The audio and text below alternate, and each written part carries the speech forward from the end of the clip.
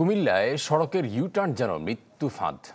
গত ৮ মাসে জেলায় ২ শতাধিক সড়ক দুর্ঘটনায় প্রাণ গেছে ১৪১ জনের, আহত হয়েছেন ২৫০রও বেশি।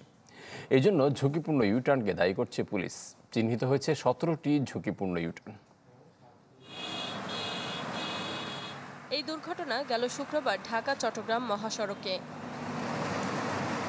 কুমিল্লার পদুয়াবাজার এলাকায় ইউটার্ন নেওয়ার সময় প্রাইভেট কারটি মুখোমুখি হয় বিপরীত দিক থেকে আসা হানিফ বাসের। ঠিক সে সময় ছুটে আসে লরি, ভারসাম্য হারিয়ে সেটি উঠে পড়ে প্রাইভেট কারের উপর।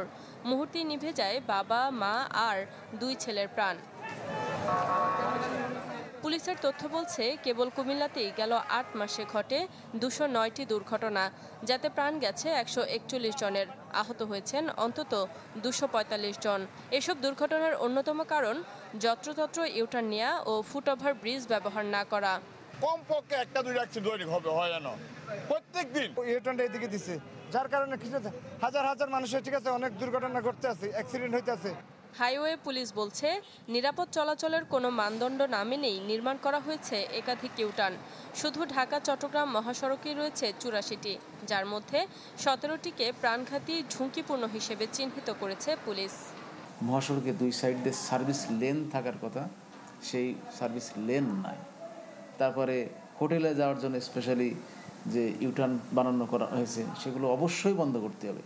এদিকে দুর্ঘটনা রোধে আপাতত সাময়িক বন্ধ করে দেয়া হয় পদুয়ার বাজার ইউটার্ন। চিটাগাং বন্ধে যে আমরা ইলুপ প্রকল্পের আওতায় ইলুপ নির্মাণ কাজ চলতেছে, এইটার কাজ শেষ হলে আসলে আমাদের এই ক্লাসগুলো কিন্তু আর থাকবে না। অভিযোগ রয়েছে, নূরজাহান হোটেল থেকে বের হওয়া দূরপাল্লার বাসগুলো নিয়ম ভেঙে উল্টো পথে ইউটার্ন অতিক্রম করত।